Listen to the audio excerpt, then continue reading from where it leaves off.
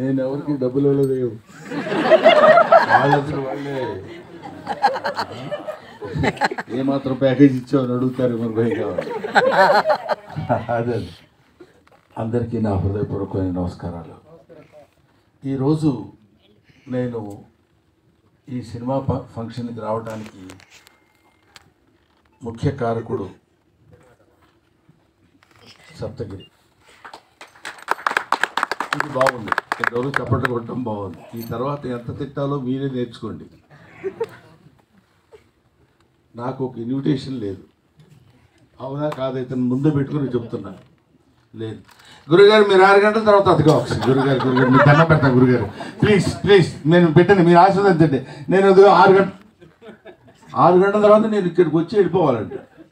ఏమయ్యా మీ ప్రొడ్యూసర్ కూడా ఒక పిలుపు పిలవలేదు, మీ డైరెక్టర్ ఎవరో తెలియదు నాకు. కొన్ని సినిమాలో యాక్ట్ చేయకపోతే యాక్ట్ చేయకపోయాను, వాళ్ళు ఎవరన్నా వాళ్ళు కూడా నీ ఇష్టమైతే రా, అది నీ అదృష్టం, లేకపోతే నేనేం చేయగలను. నీ అదృష్టాన్ని పరీక్షించుకుని నువ్వు రాగలిగితే మేము ఆనందిస్తామన్నట్టు వాళ్ళిద్దరూ సైలెంట్గా ఊరుకున్నారు, ఈయన ఊరుకున్నారు. నేను ఇక్కడికి వచ్చిన రీజన్ ఏంటంటే ఒక్క విషయం ఈ అందరి తరఫున చెప్పాల్సింది. చిరంజీవి గారు మొన్న నా బ్రహ్మానందం ఆడియో రిలీజ్ ఫంక్షన్కి తన ఇన్విటేషన్ ఎందుకురా నాకు, నేనే వస్తాను అని చెప్పి వచ్చాడు ఆయన. మనం పెద్దవాడి దగ్గర నుంచి నేర్చుకోవాల్సినటువంటి విషయాలు చాలా ఉన్నాయంటానికి అందులో ఒక విషయం అది రీసెంట్గా నేర్చుకున్నాను. కాబట్టి తమ్ముడు సినిమా కంటే హాస్యనటువంటి సినిమా సక్సెస్ కావాలనే కోరికతోటి నేను ఇక్కడికి వచ్చాను. ఇందులో పిలుపులు, బొట్టు పెట్టి పిలవటాలు అలాంటివన్నీ అది ఫార్మాలిటీస్, కానీ అవి స్నేహితుల మధ్య జరిగాయి, ఆత్మీయుల మధ్య జరగవు. ఆత్మతో కనెక్ట్ అయ్యి సోల్మేట్స్ ఉంటారు చూడండి, వాళ్ళతో ఉండదు. ముఖ్యంగా ఈ నెల రోజుల నుంచి, ఒక 15-20 రోజుల నుంచి ఇతను ఎంత శ్రమ పడుతున్నాడో, ఎంత కష్టపడుతున్నాడో. ఆల్మోస్ట్ ఒక మాటలో చెప్పాలంటే అతను కొంచెం బాధపడ్డా సరే ఏకాకిగా తిరిగాడు, ప్రతి వాడి దగ్గరికి వెళ్ళాడు, ప్రతి వాడిని పట్టుకున్నాడు. ఎంతమంది అన్నలు ఉన్నారా నీకని అడిగాను నేను.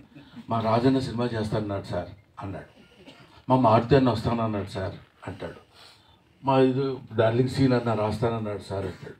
ఇలాగా తన్ను తాను అందరితో కలిసిపోయి తన ప్రతిభను ప్రదర్శించి భగవంతుడు నిజంగా ఇందాక సరదాగా జోవియల్గా చెప్పారేమో నాకు తెలియదు, కానీ బయట పూజలు చేస్తాడని మన మారుతి గారు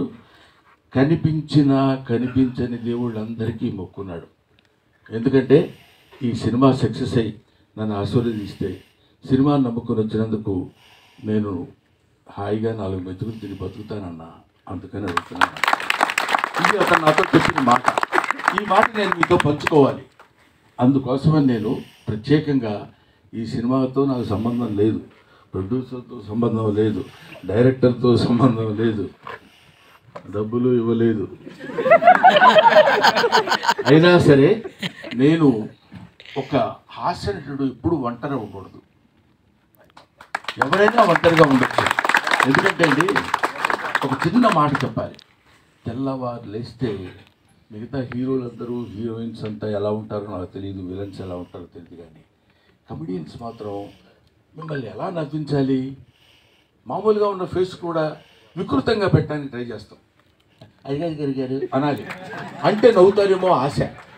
అలాంటి అనేక రకాలైన ఎక్స్ప్రెషన్స్ పెట్టి మిమ్మల్ని నవ్వించి మీ ఆశీస్సులు పొంది 10 కాలాల పాటు బతుకు జరువు సాగించాలనుకునే నటుల్లో హాస్యనటుడు ఒకడు. కాబట్టి హాస్యనటుడు ఎప్పుడు ఒంటరి వాడు అవ్వకూడదు, వాడికి అందరూ ఉండాలి. ఎందుకంటే అతని వృత్తి ఏంటంటే మనల్ని నవ్వించడం. అటువంటి పవిత్రమైన పనులు చేసేటువంటి వాళ్ళని హాస్యనట్లు అంటారు. కాబట్టి మాతృదేవోభవ, పితృదేవోభవ, ఆచార్య దేవోభవ, హాస్యనట దేవోభవ.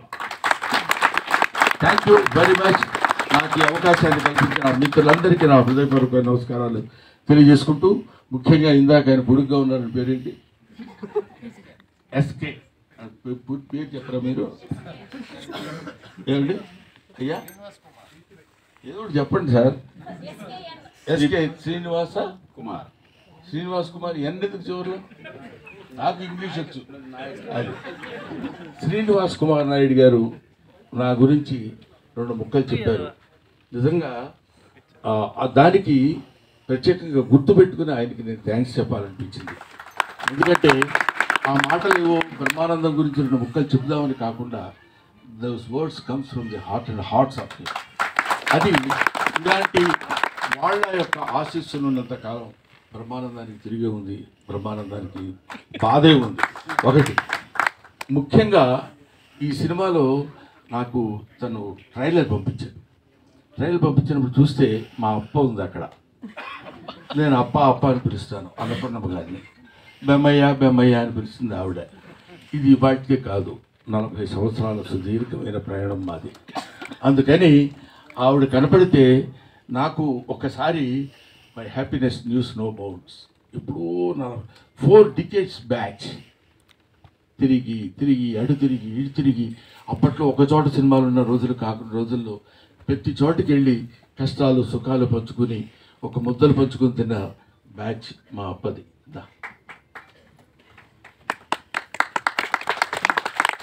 ఇప్పుడు తలకి రంగు వేయడం మానేస్తుంది కానీ ఒకప్పుడు అబ్బు.